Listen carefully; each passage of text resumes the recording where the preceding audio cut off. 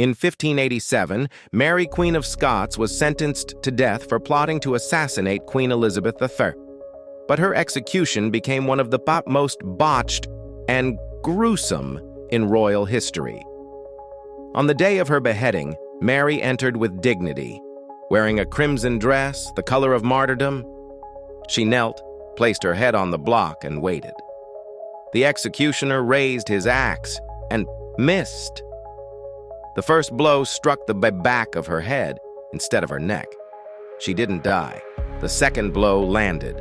Still, not enough. It took Sod a third swing to finally sever her head. But the horror wasn't over. When the executioner lifted her head to show the crowd, her wig came off and her head tumbled to the floor.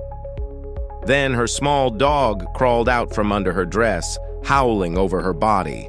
It was meant to be a clean execution. Instead, it became a macabre disaster.